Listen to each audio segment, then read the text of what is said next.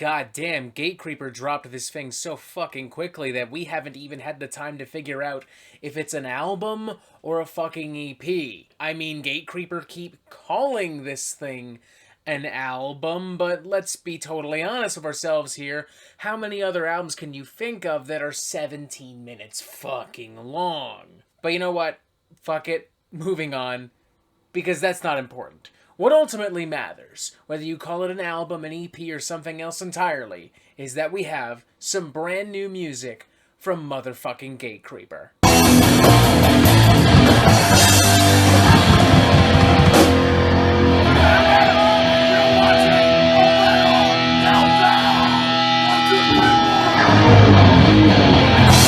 For just about 8 years now, Gatecreeper has been responsible for some of the heaviest and most exhilarating modern death metal out there, from fantastic records like Saronin Deprivation to Deserted, to a wide variety of split releases alongside Exhumed, Iron Regan, Outer Heaven, Young and in the Way. They just consistently kick utter fucking ass with their insane riffs, their insane percussion, their insane production and presentation. There really aren't a lot of other death metal bands out there as powerful and as consistent in quality and output as Gatecreeper. With that in mind, in an alternate reality where Gatecreeper doesn't release a brand new fucking album out of the fucking blue, it would be pretty safe to assume that a new Gatecreeper album would be hotly anticipated for 2021.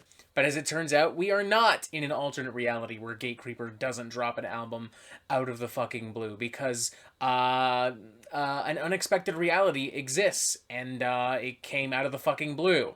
And that is apparently not all, because Gatecreeper, apparently not ready to rush directly into a follow-up to Deserted just yet, decided to stray a lot outside their comfort zone on this particular record, as the first 7 tracks of this album, or Side A, sees the band exploring more traditional grind and hardcore influences and infusing them with their muscular, visceral, bloodthirsty modern death metal sound, complete with all the fucking nasty grooves and chainsaw riffs that you could possibly want and imagine. Whereas Side B on this album is dedicated to a single track in which Gatecreeper unleash some surprisingly lush, evocative, and intelligent death doom. The end result being not just yet another fantastic release from Gatecreeper, but quite possibly the band's most unpredictable and ambitious release to date.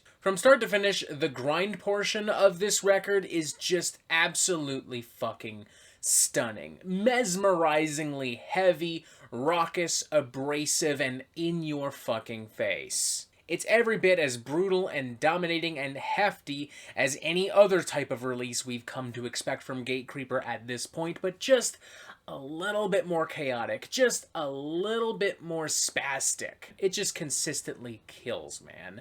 Be it through the old school 90s death grind of Rusted Gold and Starved, the pummeling, churning, shape-shifting grooves and Napalm Death-esque passages of Depraved, Not Deprive, or the tongue-in-cheek yet oddly and unfortunately poignant grind of Super Spreader and Sick of Being Sober. The latter in particular really strikes a chord with me.